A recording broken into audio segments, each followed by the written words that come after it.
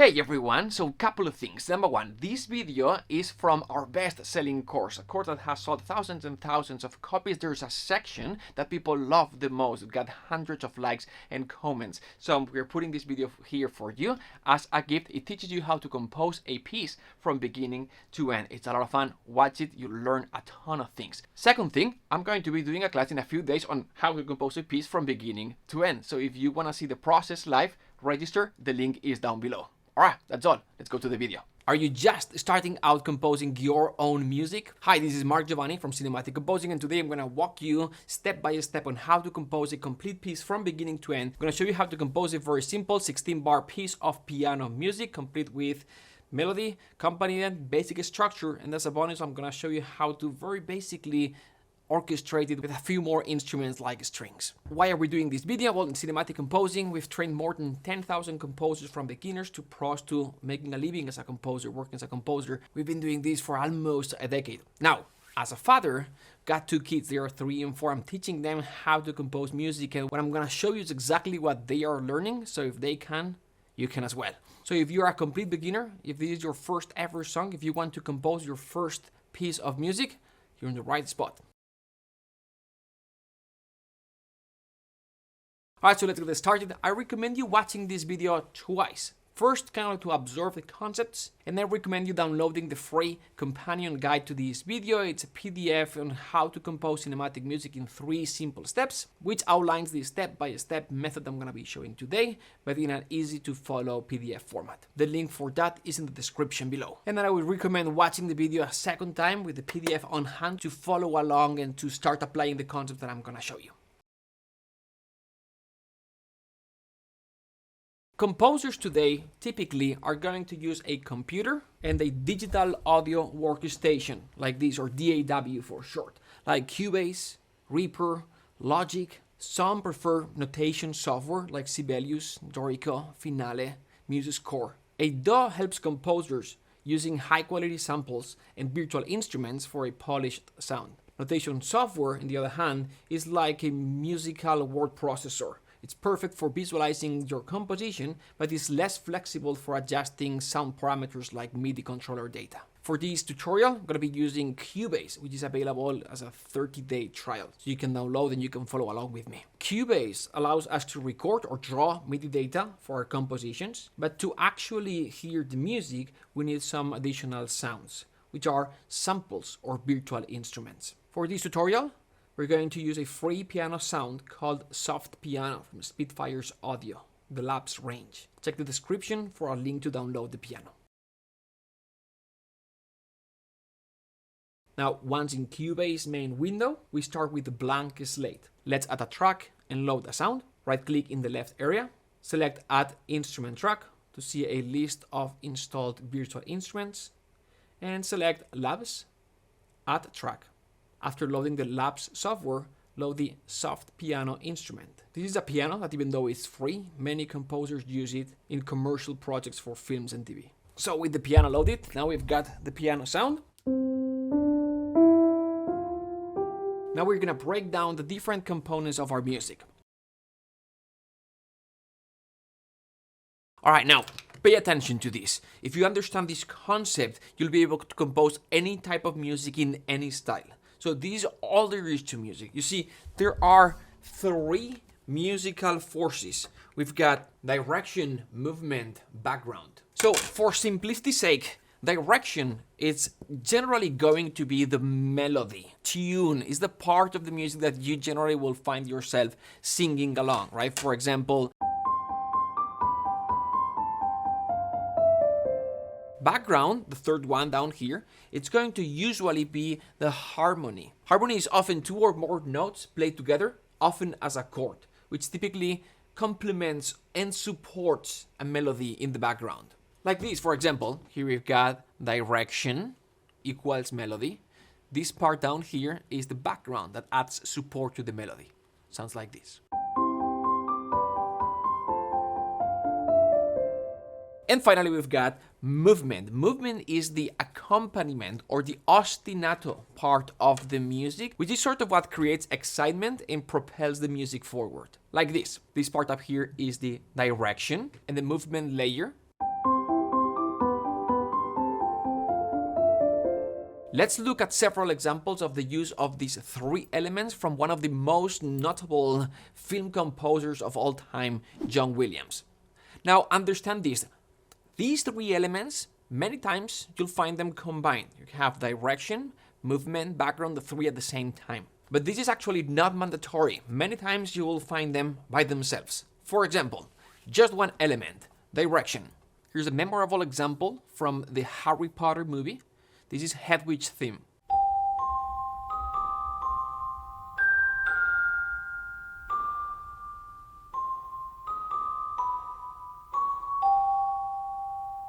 Now the next example is going to be two elements combined. In this case, direction and movement, melody and an ostinato. Here's an example from the Riders' March, from the Riders of the Lost Ark movie that combines direction and movement. Here's direction, here's movement. The direction element is the melody or the tune, which is the part that you'll easily remember and sing along. And the movement layer is the repeating pattern underneath that propels the music forward.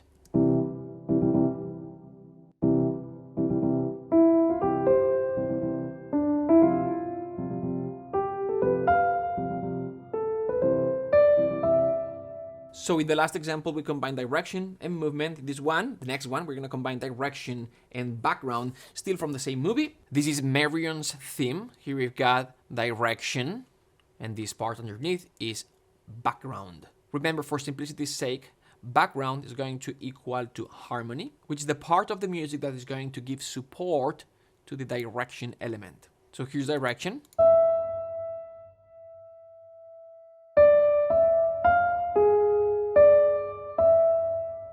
And adding the support layer, background.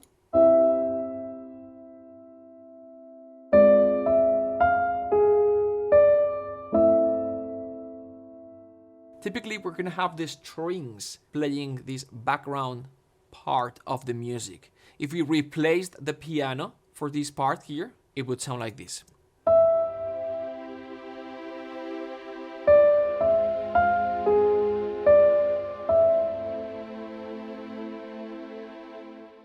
And finally, three elements combined together. We're going to have, in this case, direction, movement, and background.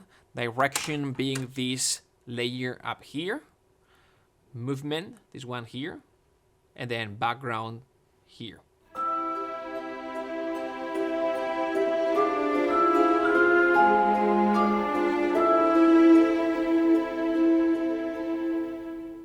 Alright, so we just learned the concept of the three musical forces. You now understand the different parts of the music. Next, you're gonna learn how they interact with each other.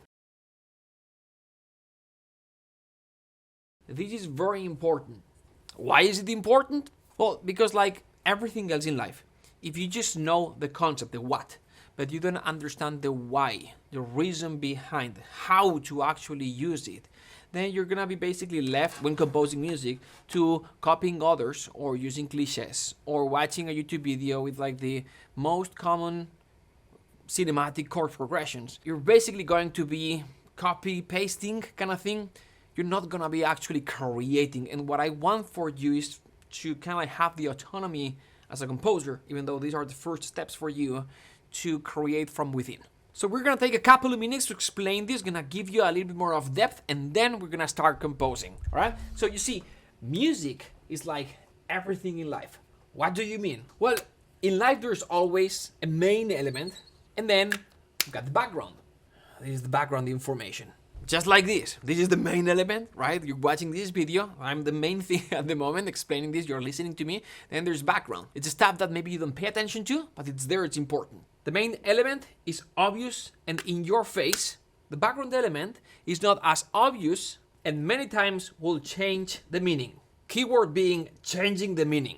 So for example here, main element, very obvious, in your face. And then we've got all the background. Another example, the creation of Adam by Michelangelo. Main element, these two guys. But if we change the background, it could change the meaning, right? Affirmative. Yes, it could. Apparently, these two images, two men, arms extended towards each other, their fingers nearly touching, are the same, but again, we change few elements in the background, changes the meaning. So what does changing the meaning actually mean? It's basically a different interpretation or a different experience of the same concept. For example, let's just imagine that you are going to take a walk. You're headed from point A to point B. Let's say this is 1 mile.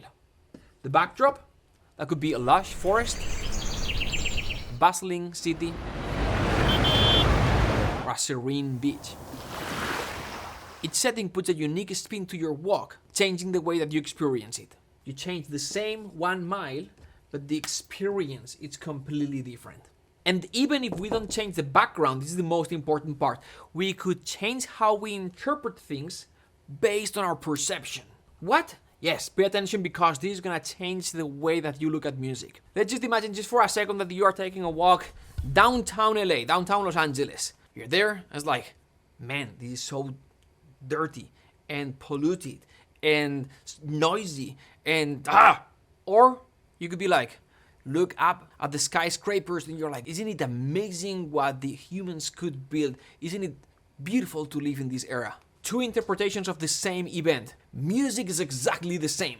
Direction is always going to be that obvious element. For example, this melody.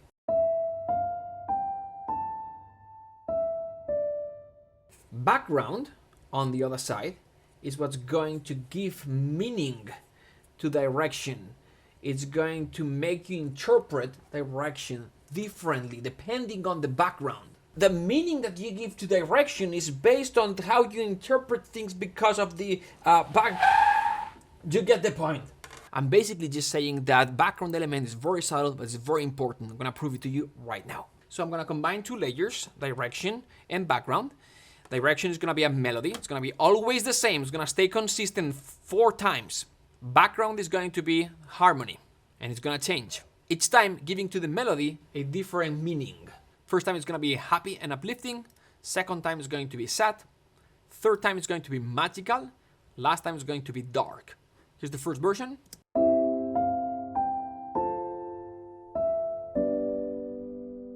This time it's gonna sound a little bit more sad.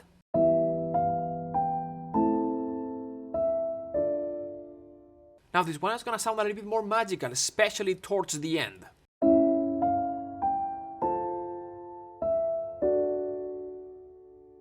And this one is gonna sound a little bit darker and ominous.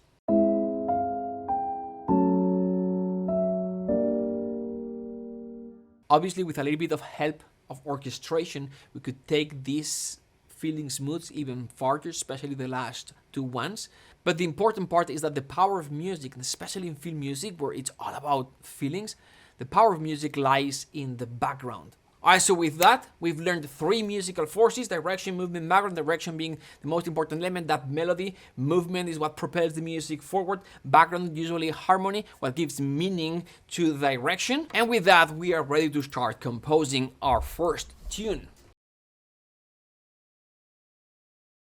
When writing music, you can either start with your melody first and then work out the harmony afterwards, or you can start with the harmony first and then compose the melody based on the chords. What should I start with? What's best? First melody and then harmony, or the other way around? Very simple. If you've got to write lots of music, like a soundtrack for a movie, for example, start with direction, because that's the main element that you're gonna develop later on. But if it's a short tune like this one, it doesn't matter. And if you are a beginner, this is your first tune, it's generally going to be easier to come up with the chords first and then figure out the melody afterwards based on the chords chosen. So that's what we're gonna do. We're gonna start with a chord progression. I'm gonna give you 3 very common chord progressions in the key of C major that you can use. The first one starts with C major, then we're gonna go to F major, G major, and back to C major. The second one starts a little bit more sad with A minor, that descends to G major, down to F major, ends with C major. Third one, it's a beautiful one, starts with E minor, a little bit melancholic feeling, goes up to F major, C major, and ends with G major. You can choose any one, but I'm going to choose the second one. Once you've chosen the chord progression that you like, we're gonna input that into your DAW using the piano sound that we've previously loaded. If you've got a musical keyboard, which you can connect to your computer via USB or MIDI, you can then record yourself playing this into your DAW like this.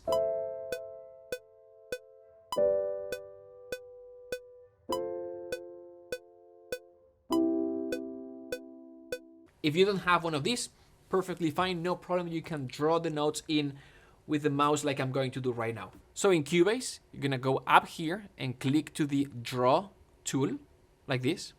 You can also access the Draw tool by pressing 8. And then I'm going to draw a MIDI region where I would like the notes to live. So draw a MIDI region that lasts 4 bars. 1, 2, 3, 4. Then, with the Select tool activated, which you can also access by pressing 1, double-click the region to go into the key editor, where you can now input the notes. Using the piano on the left-hand side for reference, you can now draw in the notes of the chord progression like this. Select the Draw tool one more time, and then we're gonna write the notes like this.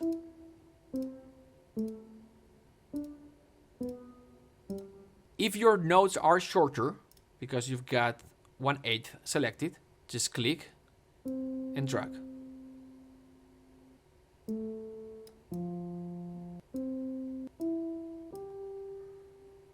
If one of the notes was a little bit shorter, select the Select tool and then make it longer. I'm going to move these 3 up an octave so they reflect exactly the chord progression that I've given you. Now that we've got the chord progression, once all the notes are drawn in, you can then hear them by pressing the play button or the space bar.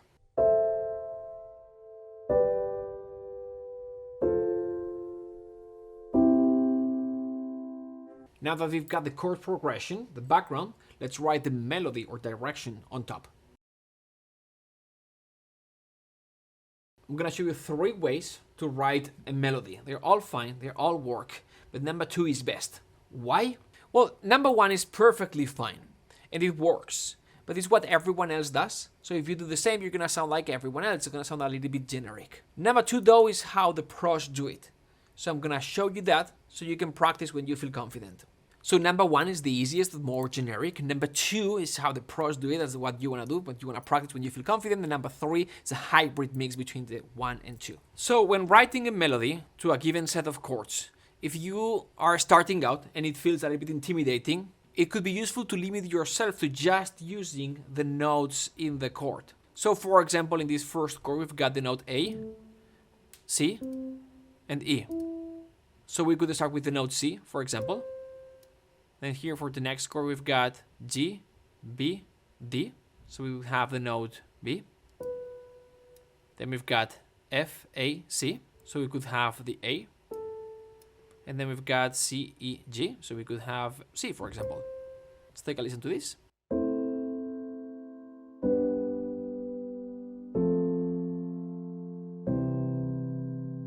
Still a little bit boring because the notes, the melody feels part of the harmonic progression because it's essentially following the same rhythm. A way to help separate the melody from the chord progression is changing the rhythm. So something that you can do, that's very easy, is to draw in a batch of notes in a particular rhythm, like this.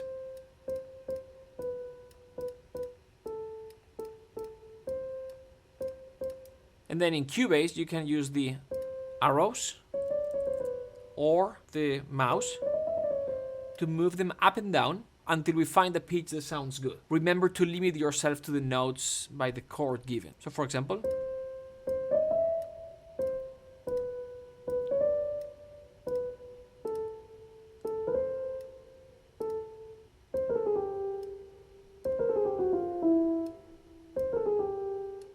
something like this.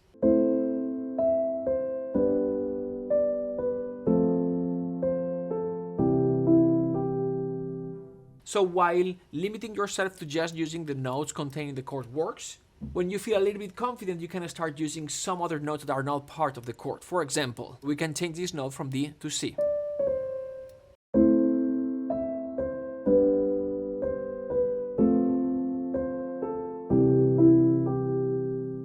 If you do this, just make sure that a good proportion of the notes of the bar match the underlying chord or harmony. So this is the first option on how to write a melody, what I call trial and error, right? You try things and when it sounds good, it works. The second option is trusting your intuition. It's the complete opposite. So I'm going to delete this melody. I'm going to show you how this is done. This one is better because it comes unfiltered. When you are doing trial and error, you are filtered by technology in this case. But what you're going to learn right now, it comes unfiltered directly from within you. So this is how you're going to do it. First, sing it in your head, sing it out loud, and then record it in the sequencer. So in your head, sing it out loud, and then the sequencer. Here we go.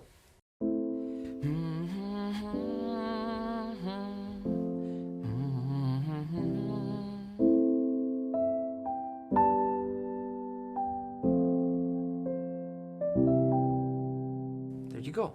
And then you can perfect that a little bit.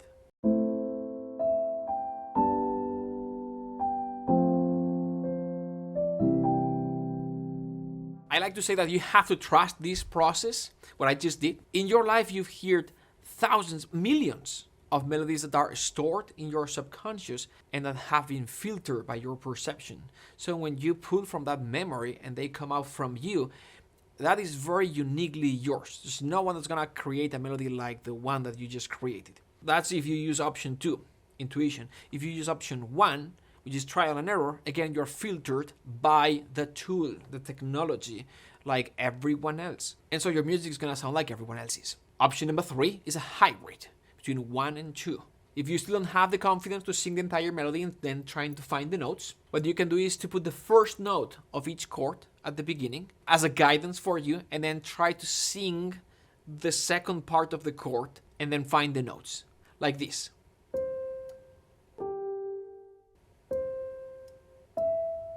So now we've got the first note, and then we're gonna try to complete the rest of the melody by singing it. If you have this question, the first note, which note should it be? This one, or this one? I recommend this and this one for strength, this one for emotion. So the first or the fifth for strength, the third for emotion. So let's see what we've got.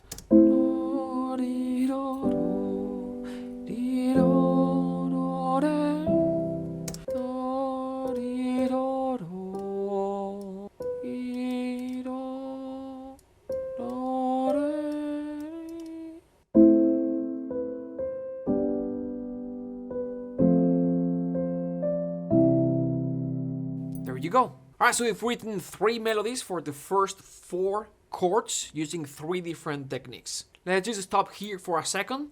Let's define how to write a good melody. Again, what I recommend is trust your intuition. That's what I teach my students. That's what I teach my kids. I play them a chord progression a couple of times. They listen to it, and then I make them sing a melody on top. That's what I recommend you. That being said, and before we move on to the next section, which is development, these are a series of rules that tend to work to create a good melody.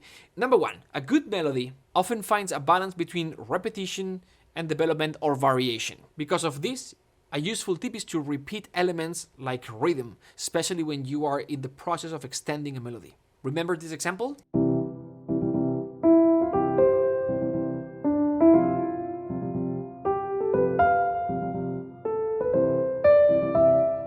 Right, the same rhythm over and over and over and over again. So repetition, rhythm, variation or development, different notes. Also, try to avoid large leaps between notes in your melody. Generally, the smaller the steps, the better. There are many exceptions to this, but this is a general rule.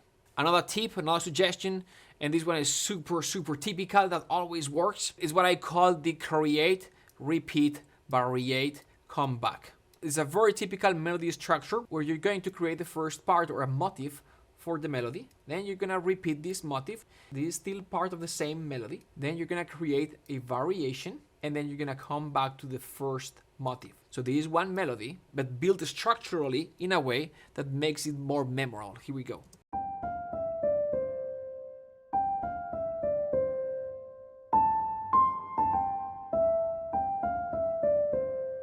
And the last tip to write good melodies is to use the principle of predictability by repeating over and over and over again the beginning of a motif and then changing the ending. Sounds like this.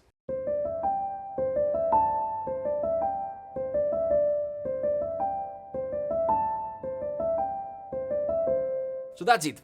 Now, don't sweat it, don't stress out. Writing a melody is thrilling, but it takes time to perfect it. Now, that being said, regardless any current trend or popular style, every composer, especially film composer, will be a good melodist. You have to be skilled at being able to write melodies. Think Max Steiner, Gone with the Wind.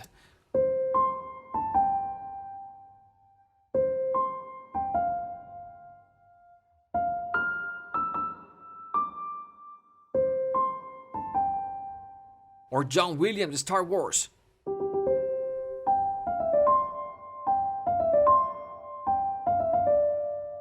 Hans Zimmer, Pirates of the Caribbean.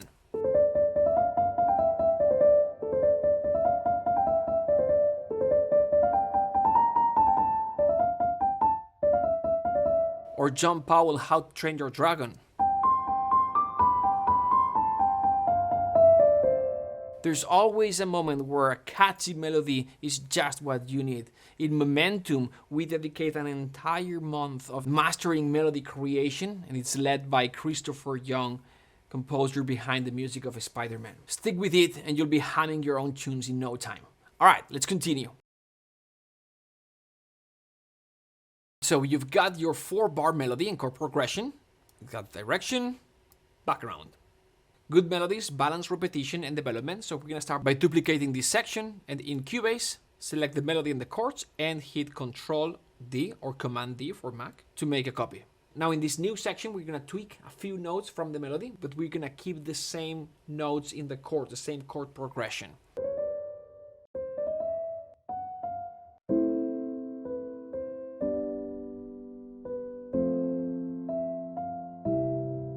So this is section A, and this slightly modified version is going to be A1.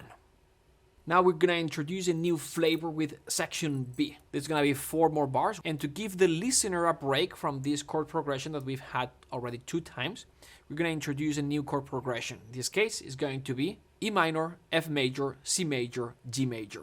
Now that the chords are set, we're going to create a melody. It has to be a contrasting melody to compare to what we had in section A, so try to play with the rhythms and the pitches and the notes. I'm going to move these chords down an octave because I've got this melody in mind.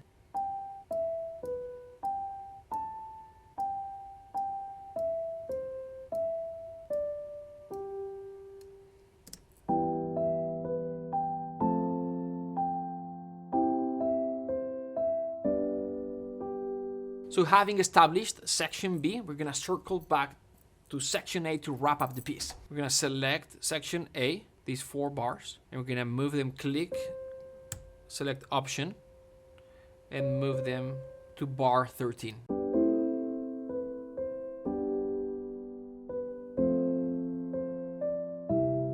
To give your piece a natural finish, we're going to swap the chords 2 and 3, like this. Because when you've got the 5th before the 1st, this 5 to 1 creates a sense of resolution. Plus this C major chord, which is the 1 in C major, is the home chord, which will reinforce the conclusion. Now adjust the melody to fit this new chord order. And try ending on the home note, which is C. We'll call this modified section A2. And now we've got a 16-bar piece, 4 sections, A, A1, B, and A2. Time to give it a listen.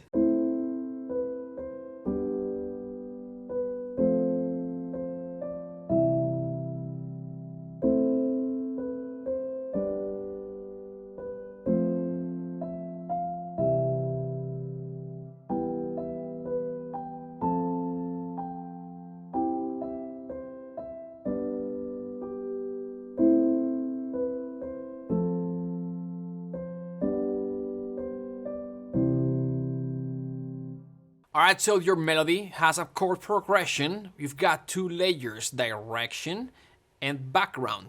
Let's incorporate a 3rd layer, movement. To do this, we'll add an ostinato, a rhythmic pattern that adds movement and energy. Here are 4 ostinatos. For each one, stick with the notes with the respective chord. For example, this works for a C major chord. We're using the notes C, E, G. If we use an A minor chord, adapt the notes for that chord. For smoother transitions, keep the same note shape in your ostinato with each chord change. For example, A minor is going to be A, C, E, C. And then when we switch to G major, it's going to be G, B, D, B. So it's always 1, 3, 5, 3, 1, 3, 5, 3, 1, 3, 5, 3, etc. This is how the first 4 bars sound so far.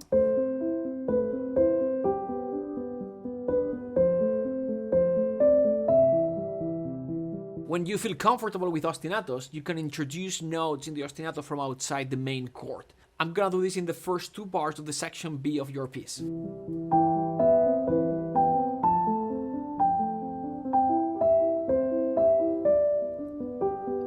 Let's hear the entire piece with the melody, direction, and the ostinato movement. I removed the background because we're gonna do this in the next step as a bonus. But so far it sounds like this.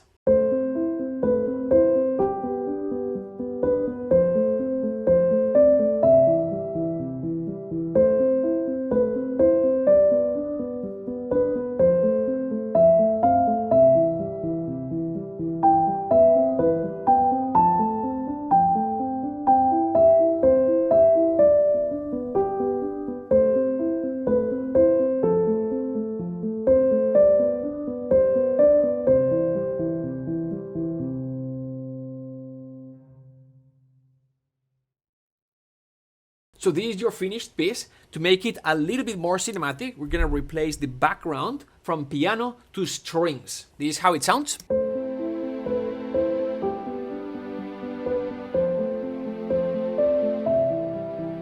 Now it sounds a bit robotic and it doesn't feel natural. Why? Because it lacks dynamics. To make the strings feel more alive and realistic, we have to add dynamics.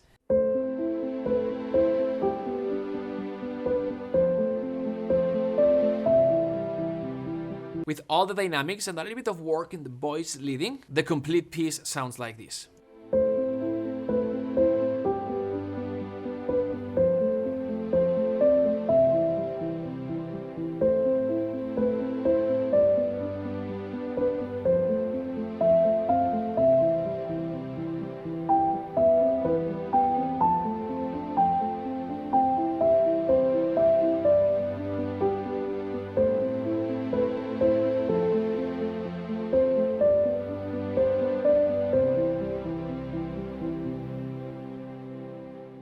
So that's a quick outline of how to write a 16-bar piano piece with the strings accompaniment. Number 1, background. Start by choosing one of the chord progressions that I've given you. 2, direction. Compose a short melody. Develop that melody further by using an A1. Then create some contrast with B section, returning back to the A section to finish. And 3, movement. Think of an accompaniment based on the chord progression and use an ostinato as a quick way to add a supporting layer to the melody. So in this video, you haven't just only composed your first tune, you've also learned the 3 musical forces concept, and if you understand this, you'll be able to compose any type of music in any style. Now, from now on, whenever you're listening to music, no matter if it's in the radio or a soundtrack, try to identify for these 3 elements. Soon you'll be like, oh, this is direction, oh, this is movement. And if you're a nerd like me, you're gonna be trying to figure out the subtleties of the background layer. If you found this video useful, make sure to give it a like and subscribe to the channel for more tricks and tips. And if you've got any question, please post them in the comments below. Alright, I'll see you in the next one. Bye.